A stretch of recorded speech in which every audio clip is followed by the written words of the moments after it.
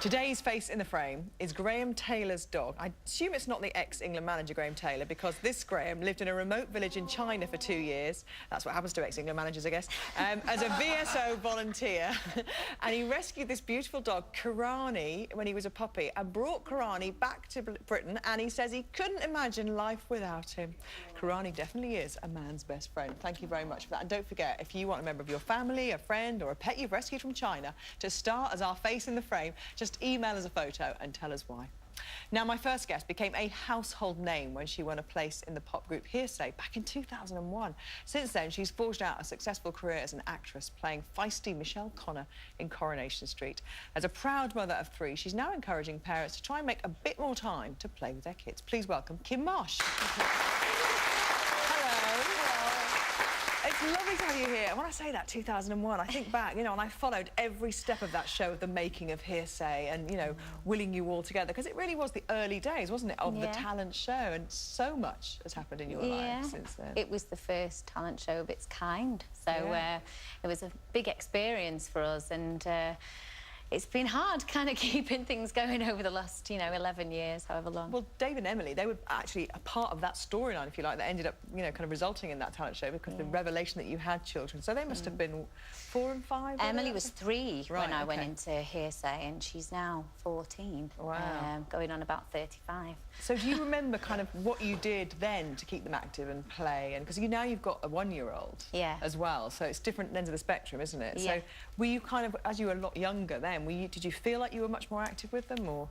Yeah, I did, and also I think, you know, I wasn't a working mummy, you know, when David and Emily were kind of Polly's age, so it was a bit different. But having said that, my kids were always very, very active, and they were always quite keen to kind of go out and run around and expel the energy.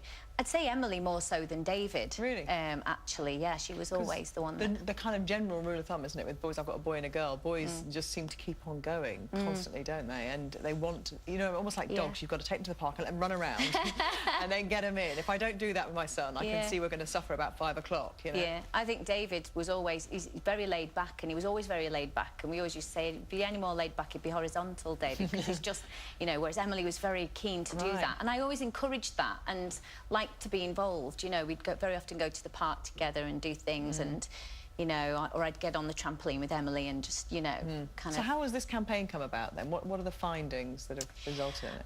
Well, basically, you know, government guidelines suggest that, you know, children should be having at least an hour of physical activity a day.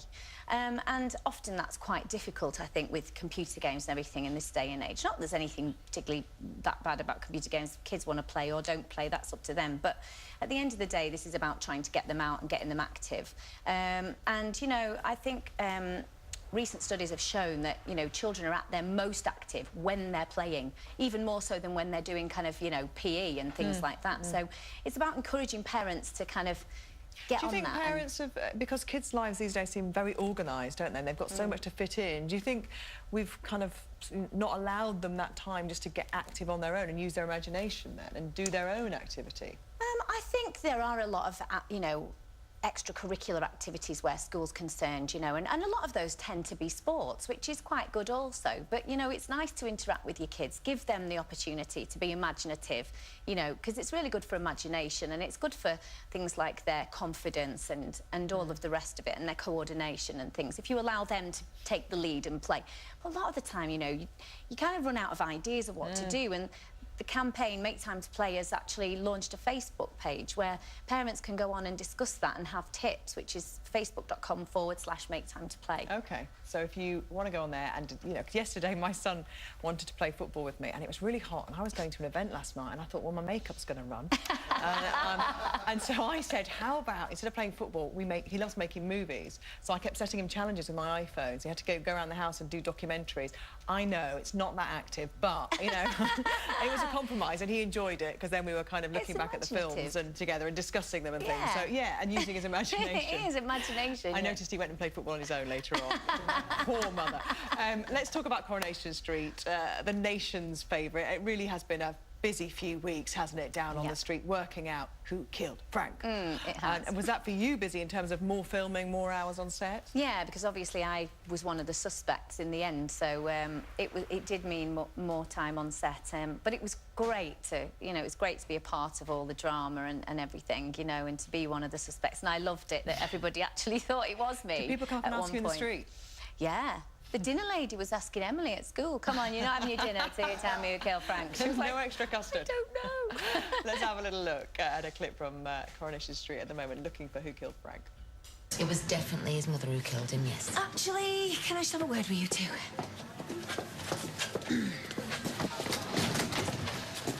Need your help, both of you. To do with the murder? Sort of, yeah. I just need you to stop asking Carla about it. And to ask everybody else not to question her because she's been through enough. Yeah, of course. We'll tell him. All right, thanks. I'm sure she'll be very grateful. So, when you know it's coming, you know it's going to be his mother, and do you all know that's coming, or do they keep it from you guys as well? We did know. Right.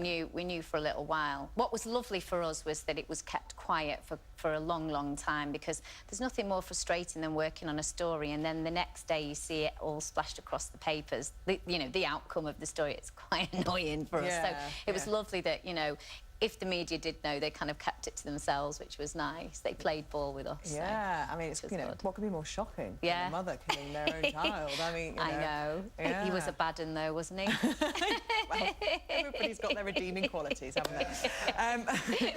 Now, there is also going to be, and we spoke to Jodie Prenger about this a couple of weeks ago, a Coronation Street show, which there's much excitement about. Paul O'Grady's going to be in it, and it's going to be. Is it going to be at the Lowry Theatre as well in Manchester? Or is it going to be, because it's going to be in Manchester to start with, isn't it? It is. It's going to be at the Manchester Arena. Oh, Manchester Arena. It's actually a big, big production. It's going to be fantastic. I mean, I've only been to one read-through, and we've kind of all seen what the set's going to be like and get the gist of it, but it's going to be amazing. Are there many people from the current lineup of Coronation Street in it, or is it a hot mixture then? Yeah, there's a mix. There's about 3 of us from the current lineup, and there are lots of old faces that, you know, from the past that people will know, you know, like Julie Goodyear and people like that, and so it's going to be a real Can mix. it tour then, or will it always be based in Manchester? Yeah, is that the aim? It is going to tour. It is going to tour. I'm not sure I'm going to be able to do all the dates, because obviously having the family and working as well on the street, so you know it's going to be occasionally. Let's have a little look at you as Elsie Tanner, a young Elsie Tanner. That's pretty. I'd say that's pretty good. That is amazing, actually. How she was. I mean, what a dame, wasn't she? I know. She's the original kind of strong, feisty woman from the street, I think. But, you know, Corrie's always been about that. It's always really had that. That's always been the backbone, I think, has been the feisty women. They love to create downtrodden men. Exactly.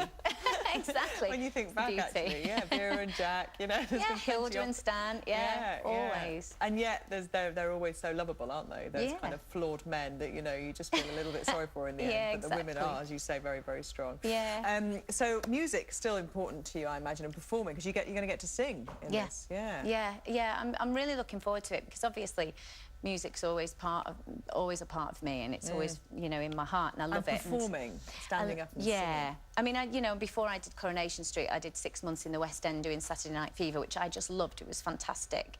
There's nothing like that feeling, so it'd be really nice to do that, I think, and also to be playing Elsie. She's such an icon, and you know. Now, Jamie, you were just discussing this before. He's been away in America for a few months. Yeah. How did that go, first of all? Great, was it worthwhile? Did he come up with some he had some good very leads? interesting meetings, and there's a lot of things bubbling under, which I can't talk about at the moment. But yeah, he had a very, very good time out there, and... But tough, leaving you at home with a baby and obviously the older children as well, because they do need just as much attention, don't they? Oh, older kids, yeah, definitely. It never stops, I don't think. I think, you know, once a parent, always a parent. Even now, my mum still has to look after me, and I'm 35, so... You know, yeah, it was difficult for us all. It was difficult for him being away, you know. Bless him, it wasn't easy. So, you know, but, you know, you have to take these chances sometimes in life, and you know, they pay off, I think. Could you see yourself going over there? all of you? Oh, I don't know. You never say never, do you? Yeah. You don't know. It depends what happens. Wait and see. Well, there's that family that lived there that used to live in Manchester, the Beckhams. I'm sure they will give you a few pointers. We're like that, you know. Thank you so much for coming in. Thank you. And good luck with everything. Thank you. Can't wait to hear more about that show. I think that's going to be a huge success. Thank you. Hope so. Yeah. Thank Take you. care. Good luck with the kids. Thank you.